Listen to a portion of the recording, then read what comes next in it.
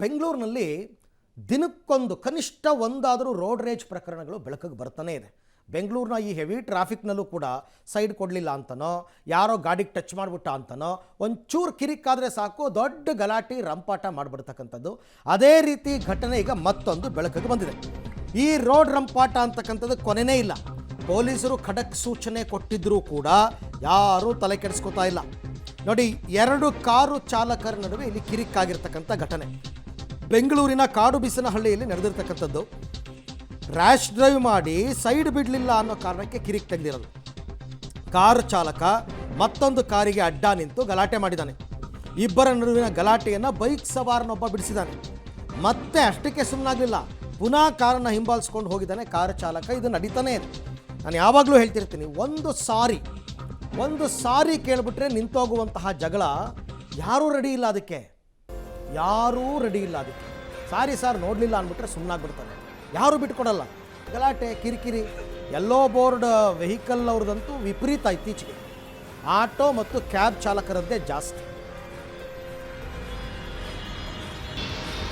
ಈ ಬಗ್ಗೆ ಮತ್ತಷ್ಟು ಮಾಹಿತಿ ನನ್ನ ಕೊಲೀಗ್ ಪ್ರಕಾಶ್ ಅವರಿಂದ ಪಡೆಯೋಣ. ಪ್ರಕಾಶ್, ಯಾವಾಗ ನಡೆದ ಘಟನೆ? ಕೇವಲ ಒಂದು ಸಾರಿ ಕೇಳಿಬಿಟ್ರೆ ನಿಂತೋಗ್ತಕ್ಕಂಥ ಜಗಳ ಯಾವುದೂ ಆ ಥರ ಆಗ್ತಾನೇ ಇಲ್ಲ. ನಾ ಹೆಚ್ಚ ನೀನು ಹೆಚ್ಚ ಅನ್ನೋ ರೀತಿಯಲ್ಲಿ ಜಗಳಕ್ಕೆ ಬೀಳ್ತಾ ಇದ್ದಾರೆ. ಏನಿದೆ ಡೀಟೇಲ್ಸ್? ಇದು 4-5 ದಿನಗಳ ಹಿಂದೆ ಕಾಡುಬೀಸನಹಳ್ಳಿಯ ಬಿಸ್ನೆಸ್ ಪಾರ್ಕ್ ಬಳಿ ನಡೆದಿರುವಂತಹ ಘಟನೆ. ಇದು ಸಣ್ಣ ಪುಟ್ಟ ವಿಚಾರಗಳಿಗೆ ವಾಹನ ಸವಾರರು ತಾಳ್ಮೆಯನ್ನು ಕಳೆದುಕೊಂಡು ಅತಿರೇಕದ ವರ್ತನೆಯನ್ನು ಕೂಡ ತೋರಿಸ್ತಾ ಇದ್ದಾರೆ. ಒಂದು ರೀತಿಯಲ್ಲಿ ಸಿಟ್ಟನ್ನು ಕೂಡ ವ್ಯಕ್ತಪಡಿಸ್ತಾ ಇದ್ದಾರೆ. ಸೊ ಈ ಘಟನೆಯಲ್ಲಿ ಮುಂದಿರುವಂತಹ ಕಾರು ಚಾಲಕ ಏನಿದ್ದಾನೆ, ಆತ ರ್ಯಾಶ್ ಡ್ರೈವ್ ಮಾಡ್ತಾ ಇದ್ದ, ಸೈಡನ್ನು ನೀಡಲಿಲ್ಲ ಅನ್ನುವಂತಹ ಕಾರಣಕ್ಕಾಗಿ ಮತ್ತೆ ಆ ಕಾರನ್ನು ಅಡ್ಡಗಾಡ್ತಾನೆ. ಮುಂದಕ್ಕೆ ಹೋಗೋದಕ್ಕೂ ಕೂಡ ಬಿಡೋದಿಲ್ಲ. ಕಾರ್ನ ಮುಂಭಾಗಕ್ಕೆ ಬಂದು ಅಡ್ಡ ನಿಂತುಕೊಳ್ತಾನೆ. ಕಂಪ್ಲೀಟ್ ಆಗಿ ಆತನನ್ನ ತಡೆಯುವಂತಹ ಪ್ರಯತ್ನವನ್ನ ಮಾಡ್ತಾನೆ. ಸೊ ಆಗ ಆತ ಮತ್ತೆ ಕಾರನ್ನ ಮುಂದಕ್ಕೆ ಮೂವ್ ಮಾಡ್ತಾನೆ. ಆದರೆ ಮುಂದಕ್ಕೆ ಹೋಗೋದಕ್ಕೆ ಬಿಡೋದಿಲ್ಲ. ಕಾರ್ಗೆ ಅಡ್ಡಲಾಗಿ ನಿಂತುಕೊಳ್ತಾನೆ. ಹಿಂದಿದ್ದಂತಹ ವಾಹನ ಸವಾರರಿಗೂ ಕೂಡ ಟ್ರಾಫಿಕ್ನ ಸಮಸ್ಯೆ ಕೂಡ ಉಂಟಾಗುತ್ತೆ. ಕಂಪ್ಲೀಟ್ ಆಗಿ ವಾಹನಗಳು ಕೂಡ ಅಲ್ಲೇ ನಿಲ್ಲುತ್ತೆ. ಕಾರ್ ಇಳಿಯಲೇಬೇಕು ಅನ್ನುವಂತಹ ಒಂದು ಒತ್ತಾಯವನ್ನ ಮಾಡ್ತಾನೆ. ಆದರೆ ಕಾರನ್ನ ಇಳಿಯೋದಿಲ್ಲ ಹಿಂದಿರುವಂತಹ ಕಾರ್ನ ಚಾಲಕ. ಸೊ ಅದೇ ಮತ್ತೆ ರಸ್ತೆಯಲ್ಲಿ ಪಕ್ಕದಲ್ಲಿ ಹೋಗ್ತಾ ಇದ್ದಂತಹ ಬೈಕ್ ಸವಾರ ಮತ್ತೆ ತನ್ನ ಬೈಕನ್ನು ನಿಲ್ಲಿಸಿ ಮತ್ತೆ ಆ ಒಂದು ಸ್ಥಳಕ್ಕೆ ಬರ್ತಾನೆ. ಇಬ್ಬರ ನಡುವಿನ ಗಲಾಟೆಯನ್ನ ಕಡಿಮೆ ಮಾಡೋದಕ್ಕೆ ಅಥವಾ ಇಬ್ಬರಿಗೂ ಕೂಡ ಮನವೊಲಿಸುವಂತಹ ಪ್ರಯತ್ನವನ್ನ ಮಾಡ್ತಾರೆ.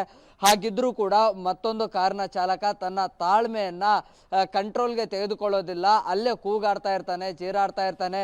ಕಾರಿಂದ ಇಳಿಬೇಕು ಅನ್ನುವಂತಹ ಪಟ್ಟನ್ನು ಹಿಡಿತಾನೆ. ಆದರೆ ಅವರಿಬ್ಬರನ್ನು ಕೂಡ ಮನವೊಲಿಸಿ ಮತ್ತೆ ಕಾರುಗಳನ್ನು ಮೂವಿಂಗನ್ನು ಮಾಡಿಸ್ತಾರೆ. ಸೊ ಅಷ್ಟಕ್ಕೂ ಕೂಡ ಆ ಕಾರಿನ ಚಾಲಕ ಸುಮ್ಮನೆ ಇರೋದಿಲ್ಲ. ಆ ಕಾರ್ ಏನು ರ್ಯಾಶ್ ಡ್ರೈವ್ ಆರೋಪದ ಮೇರೆ ಅಲ್ಲಿ ನಿಲ್ಲಿಸಿದ್ರಲ್ಲ, ಆ ಕಾರ್ ಚಾಲಕ ಮತ್ತೆ ಮುಂದಕ್ಕೆ ಹೋಗ್ತಾ ಇದ್ದ ಹಾಗೆ ಆ ಕಾರನ್ನು ಮತ್ತೆ ಹಿಂಬಾಲಿಸ್ಕೊಂಡು ಹೋಗ್ತಾರೆ. ಮತ್ತೆ ಮುಂದೆ ಹೋಗಿ ಕೂಡ ಕಿರಿಕ್ ಮಾಡಲಿಕ್ಕೆ ಮತ್ತೆ ಆತನ ಹಿಂದೆನೇ ಹಿಂಬಾಲಿಸ್ಕೊಂಡು ಹೋಗ್ತಾನೆ. ಸೊ ಇದೆಲ್ಲವೂ ಕೂಡ ಒಂದು ಟಾಪ್ ಫ್ಲೋರ್ನಿಂದ ಒಂದು ವಿಡಿಯೋವನ್ನು ರೆಕಾರ್ಡ್ ಮಾಡಿರ್ತಾರೆ. ಈಗ ಸೋಷಿಯಲ್ ಮೀಡಿಯಾಗಳಲ್ಲಿ ಈ ವಿಡಿಯೋ ವೈರಲ್ ಕೂಡ ಆಗ್ತಾ ಇದೆ. 4-5 ದಿನಗಳ ಹಿಂದೆ ನಡೆದಿರುವಂತಹ ಘಟನೆ. ಜನ ಕೂಡ ಈ ರೀತಿಯ ಸಣ್ಣ ಪುಟ್ಟ ವಿಚಾರಗಳಿಗೆ ತಾಳ್ಮೆಯನ್ನು ಕಳೆದುಕೊಂಡು ವರ್ತಿಸೋದು ಸರಿಯಲ್ಲ. ರೋಡ್ ರೇಜ್ ಪ್ರಕರಣಗಳಿಗೆ ಕಡಿವಾಣ ಹಾಕಬೇಕು ಅನ್ನುವಂಥ ರೀತಿಯಲ್ಲಿ ಈಗ ಕಮೆಂಟ್ಸ್ಗಳನ್ನು ಕೂಡ ಮಾಡ್ತಾ ಇದ್ದಾರೆ. ಸೊ ಆ ಜಾಗದ ಬಗ್ಗೆ ಈಗ ಪೊಲೀಸರು ಕೂಡ ಪರಿಶೀಲನೆ ಮಾಡುವಂಥ ಪ್ರಯತ್ನವನ್ನು ಕೂಡ ಮಾಡ್ತಾ ಇದ್ದಾರೆ. ರೈಟ್, ಥ್ಯಾಂಕ್ ಯು ಪ್ರಕಾಶ್, ತಮ್ಮೆಲ್ಲ ಮಾಹಿತಿಗಾಗಿ ಧನ್ಯವಾದ.